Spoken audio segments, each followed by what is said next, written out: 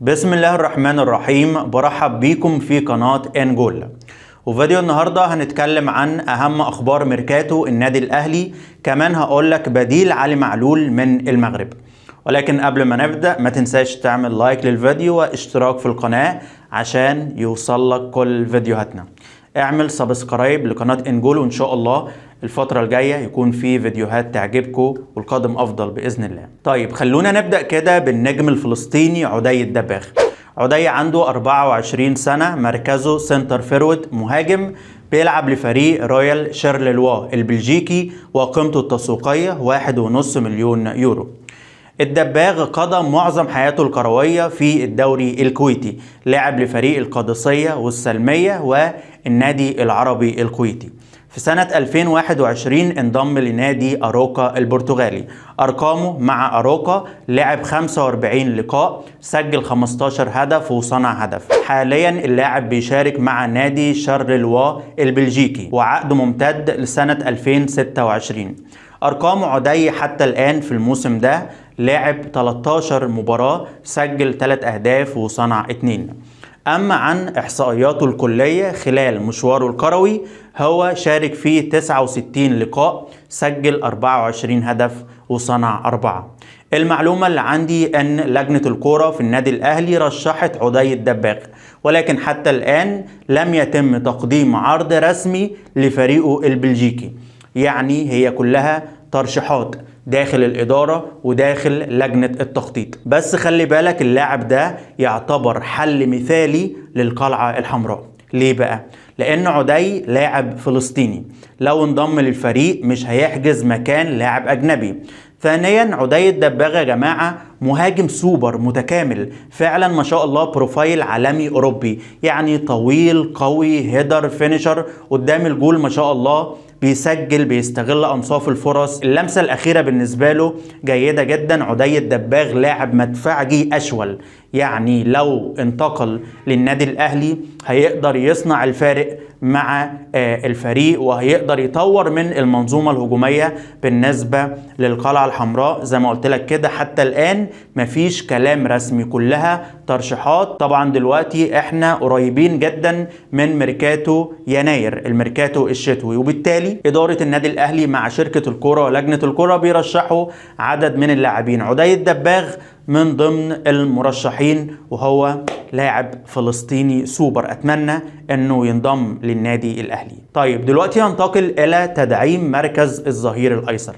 أنا عاوز أقول لك أن في 5 لعيبة مرشحين في المركز ده.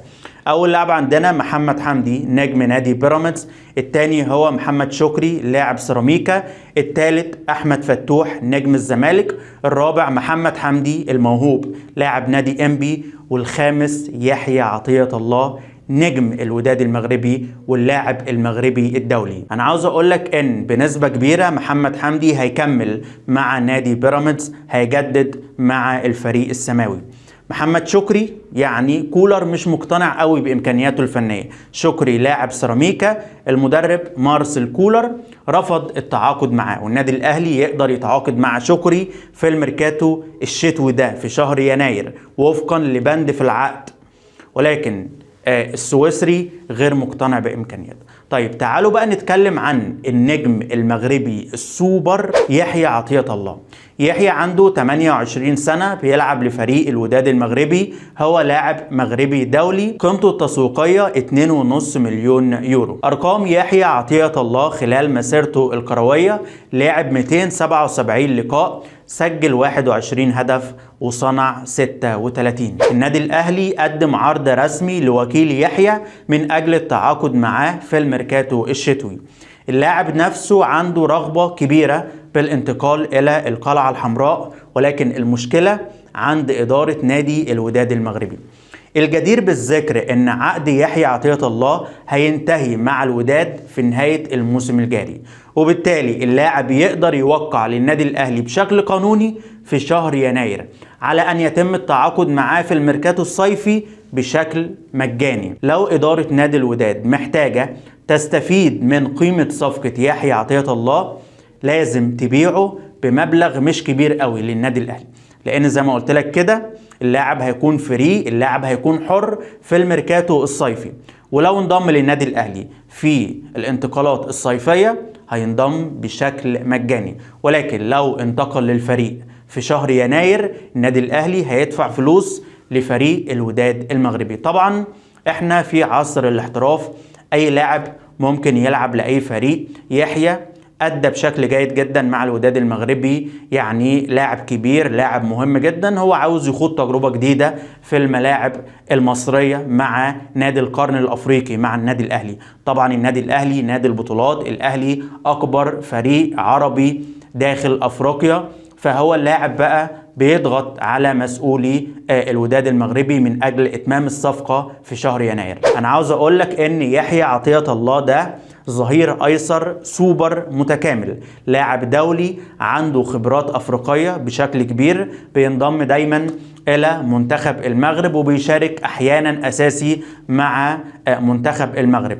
لاعب جيد جدا داخل ارض الملعب فنيا وبدنيا دفاعيا وهجوميا، بيقدر يؤدي ظهير ايسر او جناح شمال. ما شاء الله عنده قدرات وعنده امكانيات تؤهله انه ينضم الى القلعه الحمراء. حاليا يعتبر يحيى عطية الله افضل ظهير ايسر داخل القاره، لاعب ملتزم، صاحب شخصيه، صاحب قرار، واهم حاجه مستواه ثابت وعنده كاريزما داخل ارض الملعب. ده بخصوص يحيى عطية الله. طيب موقف احمد فتوح ايه؟ انا عاوز اقول لك ان فتوح حاليا متاح، واللاعب بيرحب جدا جدا انه ينتقل الى النادي الاهلي، ولكن المشكله في الراتب السنوي. فتوح طالب راتب سنوي ضخم من اجل الانضمام الى القلعه الحمراء، ودلوقتي في خطه جديده داخل شركه الكوره ولجنه التخطيط في النادي الاهلي انه يتم التعاقد مع يحيى عطية الله، لاعب دولي كبير، لاعب مغربي سوبر، عنده شخصية وعنده خبرات أفريقية. التعاقد مع يحيى عطية الله، وبعد كده بقى يتم استرجاع محمد أشرف المعار إلى نادي زد بجانب كريم الدبيس، نجم صاعد، نجم واعد في مركز الظهير الأيسر. يعني فيما بعد هيكون عندنا يحيى ومحمد أشرف وكريم الدبيس، وده تفكير جيد وخطة على أعلى مستوى. بكده نكون وصلنا لنهاية الفيديو. عاوزك تقولي رأيك في التعليقات بخصوص صفقة يحيى عطية الله واللاعب الفلسطيني عدي الدباغ. ما تنساش تعمل لايك واشتراك في القناة عشان يوصل لك كل فيديوهاتنا. يا ريت تعمل سبسكرايب لقناة انجول عشان ان شاء الله الفترة الجاية في فيديوهات تعجبكم. شكرا ليكم، السلام عليكم.